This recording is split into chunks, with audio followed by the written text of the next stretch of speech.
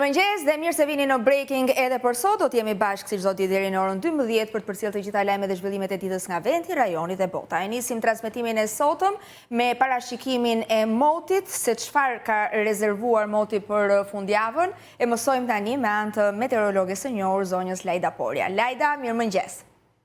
Mirëmëngjes, mirë se ju gjej. Më në fund nuk kemi më atë të ftohtin e acartë.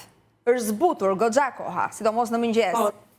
Le themi që masat e ngrohta kanë ardhur që nga mesi i javës, për që nga mërkura, duke thyer atë të ftohtin i cili kulmoi të hënën. Dita hënë ishte dita më e ftohtë e dimrit, paktën deri tani. Ne kemi dhe një muaj përpara, por mendoj që ajo do të jetë edhe dita më e ftohtë me vlerën -12 zonat urbane, -15 fshatrat. Megjithatë, na pret një ditë e ngrohtë gjatë ditës së sotme, në momentin që ne kemi masat ajrore të ngrohta pa diskutim, nuk është se kemi ditën të gjithën me diell, vranësirat janë prezente, her pas here, kthjellime, ndrojnë vend me njëra tjetrën, lagështira është e lartë, temperaturat sot regjistrojnë në -1 gradë Bayramsulli, nga 0 gradë është kryesisht Verilindja, Bulqiza, Peshkopia, 0-1 gradë shënojnë temperaturat në qarkun e Korçës dhe maksimumi do të jetë deri në 18 gradë në qarkun e Vlorës, do të jetë dhe qarku i Fierit, dhe më pas të gjitha qytetet kryesore, Shkodra, Lezhë, Tirana, Durrësi, do jenë nga 15-16 gradë, janë temperatura pak më të larta se ç'duhet të jenë. Në fakt 18 gradë në Vlorë, vlonjatët mund të bëjnë edhe plazh. Mund të shijojnë pa diskutim atë të ngrohtin dhe rrezet e diellit nga ora 10 deri në orën 1:30 është edhe intervali më ideal dhe më i ngrohtë. Fundjava sjell një rënje të lehtë, në fakt dhe më shumë do të jetë në mëngjes, ku zonat malore do zbresin në -2 apo -3 gradë, janë temperaturat tipike të janarit për zonat malore, dhe maksimumet do të jenë rreth vlerës 15-16 gradë, mbetet sërish një fundjavë relativisht e ngrohtë, do thoja. Nisjava tjetër mjaft e ngrohtë me temperatura tipike dimri, dhe në mesjavë ne kemi një sistem i cili do na sjellë rreshje. Duhet ta theksoj rreshjet që i presim në mesjavë midis të mërkurës dhe të enjtës do jenë rreshje me intensitet të ulët. Her pas here ndonjë rrebesh kalimtar dhe nuk ka sinjale që të kemi një situatë alarmante që të na përsëritet ajo situata që kaluam përpara javës së shkuar, të thoja. Pra, më në fund do të kemi një mot me karakteristika normale për muajin janar, nuk ka më acar, nuk ka më rreshje me intensitet të lartë, rrebeshe, stuhi. Jo, në fakt parashikoj që pjesa e dytë jetë shumë e qetë e janarit. Prezenca e rreshjeve do të jetë për gjatë 15 ditë që vijnë, po do të jetë sporadike, do jetë me intensitete të ulta, pra do kemi ndonjë moment 3-4 orë ku do ketë rreshje të pata, pas do ketë sërish rreshje, do ketë diell. Megjithatë, unë mund ta specifikoj që mbyllet janari do të mbyllet me rreshje mbi normat, shumë zona i kanë tejkaluar normat mujore që në ditët e para, po. Që ne patëm. Dhe me temperatura do të jetë tipike të janarit, megjithëse patëm 1-2 episode me temperatura të ulta, do kemi këto ditët e tjera që do të kompensojnë ato ditët e ftohta. E theksoj në fakt dhe dua ta them që fenomene ekstreme nuk presim që të na sjellin, paktën nuk ka sinjale që kemi një fenomen ekstrem që të na sjellë situatën e përsëritur përpara javën e shkuar, ku kishim rreshje të cilat në fakt kanë qenë intensive, por presim rreshje shumë normale dhe ditë me diell, temperatura tipike -2-3, minimalet, maksimalet 15 gradë. Do jetë temperatura tipike të janarit, nuk është se do kemi në një anomali të theksuar të tyre. Është një lloj zagushie, le të themi? Apo jo, nuk do të ketë zagushit. Nisem nga temperatura 18 gradë, prandaj. Le të themi që maksimalet janë 3 gradë më të larta, në disa zona dhe 4, duke qenë se duhet jemi në vlerën 14 gradë më e larta normalisht, minimalet -2-3 janë krejt normale, se temperatura më e ulët e janarit është -4 gradë në Verilindje, dhe maksimalja është 14 apo 15 gradë që shënohet në Bregdet, të cilat Bregdeti zakonisht në dimër shënon dhe vlerat më të larta. Pra jemi shumë afër parametrave klimatik të janarit, me një devijim shumë të lehtë, 1 apo 2 gradë, e cila do jetë gjatë ditës së sotme 18, por fundjava do jetë jo më shumë se 15-16, do një zonë izoluar mund të shënojë edhe 1 gradë më lart, por jemi shumë pranë ujërave të temperaturave tipike të janarit dhe nuk kemi anomali theksuar. Dhe pritet që të na shoqërojnë disa ditë me radhë. Patjetër, parametri i rreshjeve, le të themi që ka qenë me një anomali të theksuar, sepse janë regjistruar rreshje shumë të larta se sa norma. Ne do bëjmë analizën në fund janarit për të parë cila zone ka tek apo dyfishuar, sepse kemi edhe shumë Lajda, unë kam parasysh një fjali që ti e thua shpesh dhe e kam fiksuar, që në vendet me lagështirë, siç është edhe Tirana, temperatura gjithmonë, pra nëse në Tiranë themi që do të jetë temperatura 5 gradë, duhet marrim parasysh që është 0 gradë, sepse janë gjithmonë më të ulta. Për shkak të lagështirës, pra i ftohti i Tiranës është e jetë i hidhur. Do të vazhdoj ky ftohti i hidhur në Tiranë? Javën tjetër do ta ndjej më shumë. Do të filloj që në mbrëmjen e të dielës, sepse po depërtoj një masë më ftohtë. Aktualisht kur kemi masat ajrore të ngrohta, lagështira bën të kundërtën dhe ndjehet më vap. Pra nëse kemi lagështirë në një qarkullim të masave ajrore siç është nga jugu, që sjell masa ajrore mjaft të ngrohta dhe të lagështa, lagështira bën që temperaturën ta ndjejmë, nëse Tirana shënon 1 ndjejmë si 5 gradë. E kundërta është kur kemi masa ajrore të ftohta, duke sjellë atë rrymën e ftohtë drejt territorit dhe Tirana me lagështirë do që të ndjehet. Do ta ndjejmë në fillimin e javës tjetër. E hëna, e marta, e mërkura, deri të mërkurës, se të mërkurës sërish ndryshon qarkullimi, deri të mërkurën ato 3 ditë mëngjesi dhe nata vonë, të gjithë ata që dalin rreth orës 10 apo 11 të mbrëmjes, do ta ndjejnë pra. Herët, siç dini dhe ju, do të ndjehet i ftohti, që do të thotë ne do të vijojmë me veshjen e dimrit pa diskutim deri në fund të janarit. Pra të mos i largojmë xhupat edhe veshjet e ngrohta. Çfarë do rezervoj shkurtin, ne do jemi bashkë pas here të themi ndonjë surprizë. Nuk është, jemi ende në punimin e parashikimit të tij, është ende larg, por deri në fund do mbetemi me veshjet e dimrit, patjetër. Të falenderoj shumë, Lajda, për të gjitha detajet, edhe për lajmin e mirë që mund të kalojmë një fundjavë, le të themi edhe në ambiente jashtë, sepse temperaturat do të jenë relativisht të larta dhe nuk do të ketë rreshje shiu që do të krijojnë problem. Po, është një fundjavë favorshme për gjithë ata që do donin të udhtonin edhe drejt vendeve ku ka rënë dëbor, sepse të paktën kanë kushtet shumë të favorshme për të qarkulluar me automjete. Ju falenderoj dhe një fundjavë të bukur. Edhe për ty, faleminderit shumë.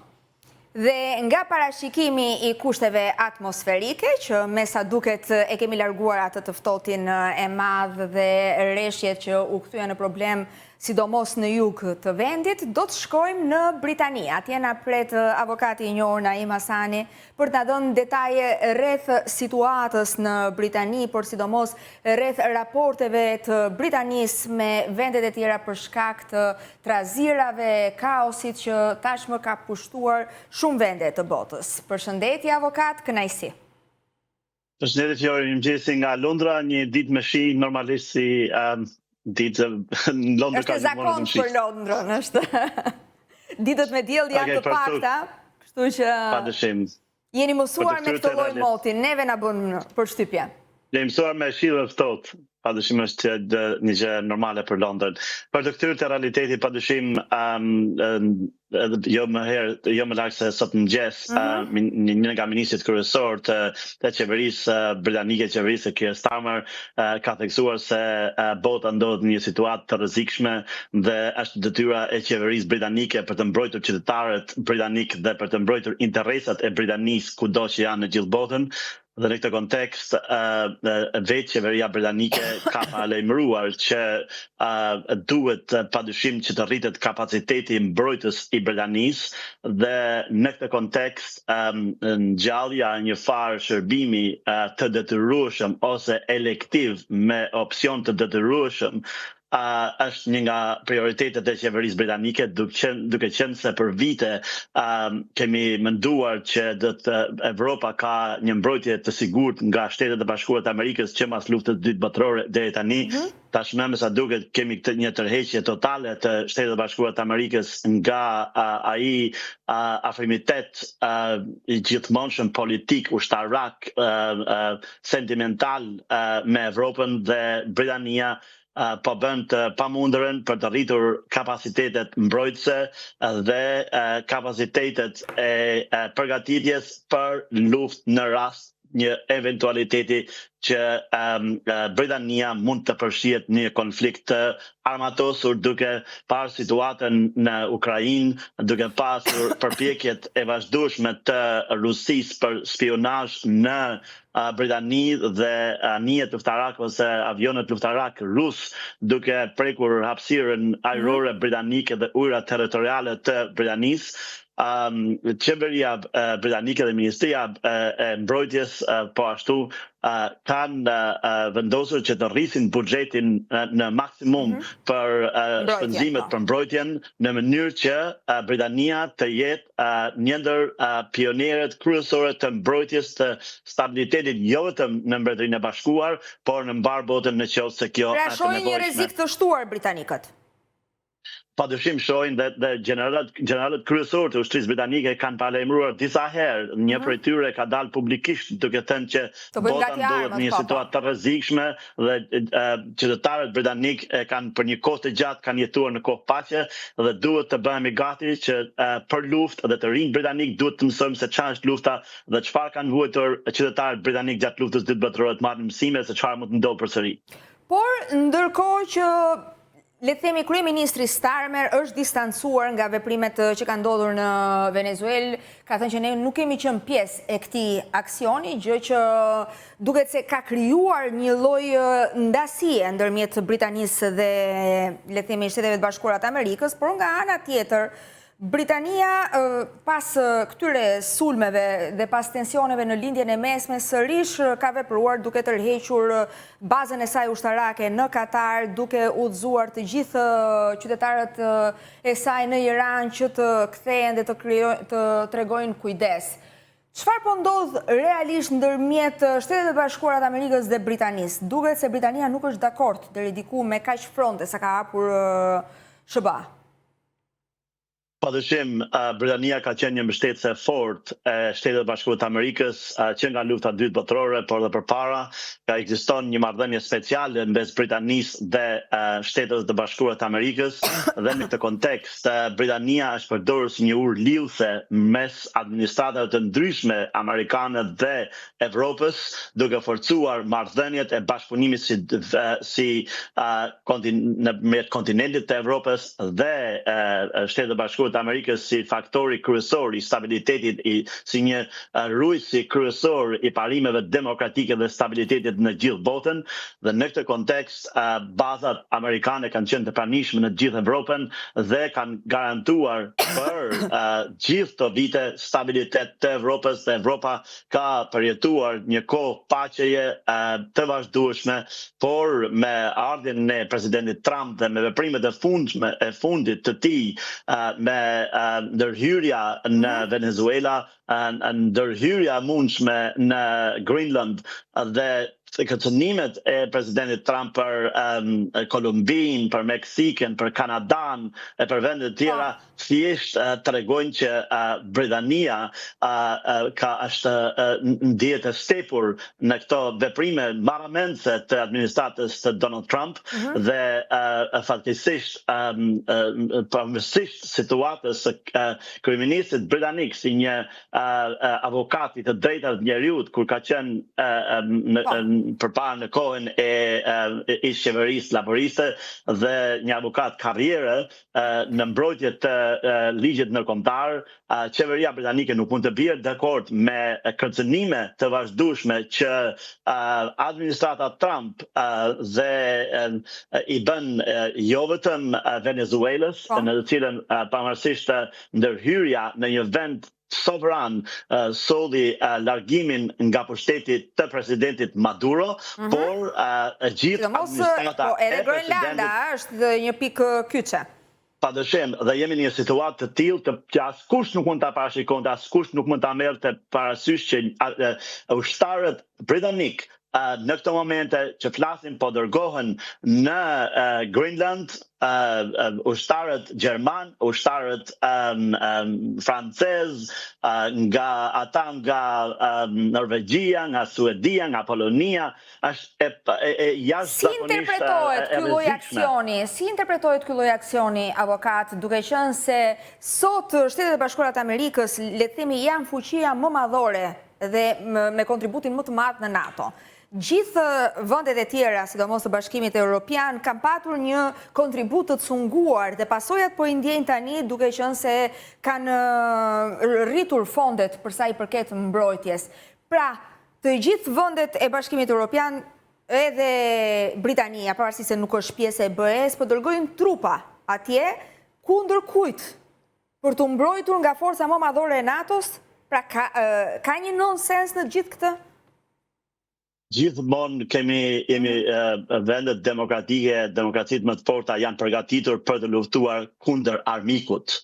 Të ndodhesh në një situatë kur edhe ta imagjinosh që mund të përgatitesh për luftë ndaj mikut kryesor, influencuesit kryesor, shtetit më kontribues në NATO, në aleancën më të suksesshme që ka parë historia njëherë, dhe të mendosh që trupat Europiane po dërgohen në Arktik për të mbrojtur ndaj sulmit të mundshëm eventual nga ushtria amerikane, nga një urdhër totalisht i paligjshëm nga ana ndërkombëtare me ligjin ndërkombëtar, pushtimit të Grenlandës nga Donald Trump dhe një konfrontimi fizik mes anëtarëve të NATO-s që do të ishte katastrofike, do të ishte një dështim total i Evropës, dështim masiv, një gabim të rëndësishëm strategjik të tjetë pasoja shumë të rëna për gjithë botën. Po zhvillohen momentalisht. Britania, Franca, Gjermania janë bërë bashkë për të dërguar trupa për mbrojtjen e Arktikut.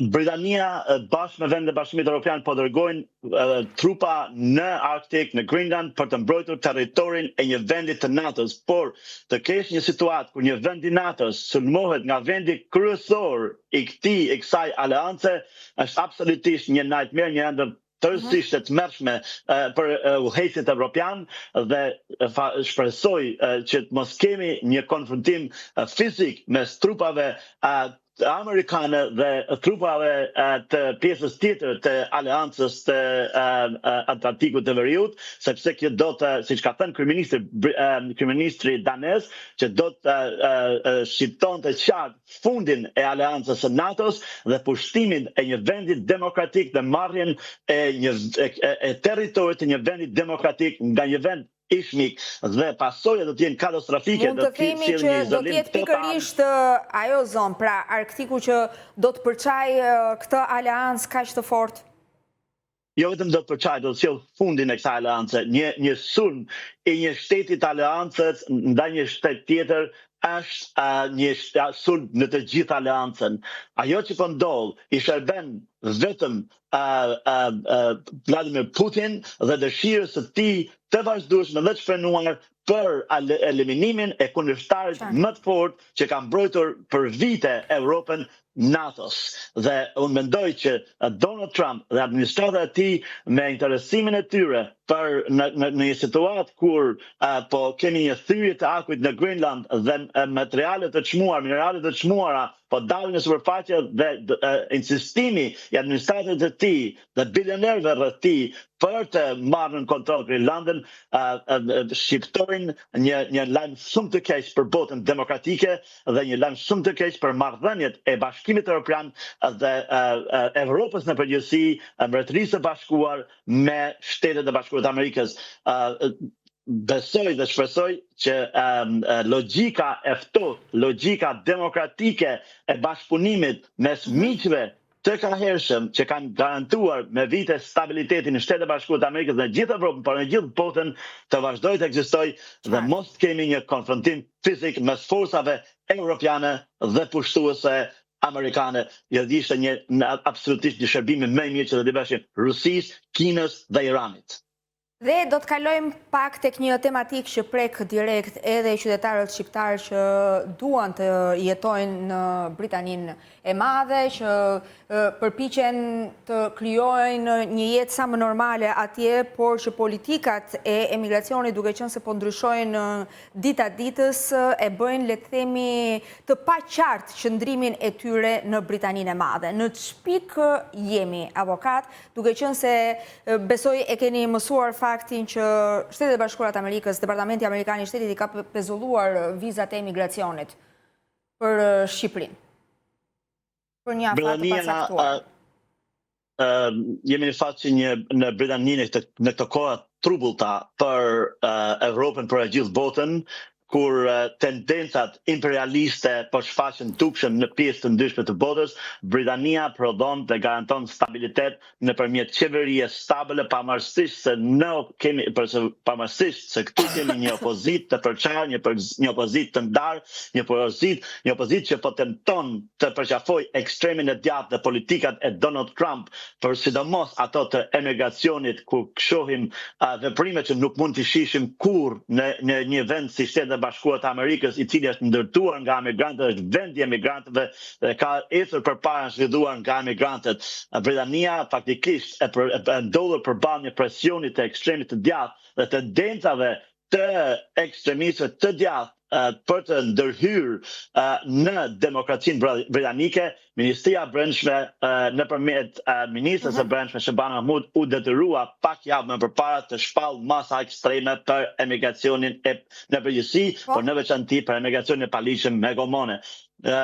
Projekt ligjet janë në parlament, janë në fazën e debateve dhe pritet të hyjnë në fuqi nga data 6 prill. Në përgjithësi ligjet e reja hyjnë në fuqi në prill të çdo viti dhe për momentin kemi një situatë ku për javë tani nuk përflitet emri shqiptar në përgjithësi. Presoj se qeveria britanike e Keir Starmer, një kryeministri avokat për të drejtat e njerëzit dhe drejtat civile, të ketë kuptuar se shqiptarët janë një pikë shumë e vogël në oqeanin britanik, do thosha, dhe le të shpresojmë që nuk do të preket Shqipëria nga këto lloj reformash, edhe shqiptarët kenë mundësi të integrohen, po. Por shohim një distancim të qartë të qeverisë britanike bashkë me politikanët evropian ndaj politikave aktuale amerikane dhe Britania po mundohet të izoloj vetveten nga çdo influencë, nga çdo pasojë e politikave të Donald Trump dhe sidomos e shesi rrezik. Injorimit të ligjit dhe lirive civile, të drejtave civile të qytetarëve amerikanë, të cilat ne po i shohim dhe po luajnë në ekranet e përditshme nga shtetet ndryshme të Amerikës. Avokat, ju falenderoj shumë për kohën dhe për të gjitha opinionet dhe informacionet që sollët për ne. Faleminderit, ju uroj ditë të mbarë. Një fundjavë sa më të bukur edhe për ju. Kalojmë në publicitet, rikthehemi pas pak.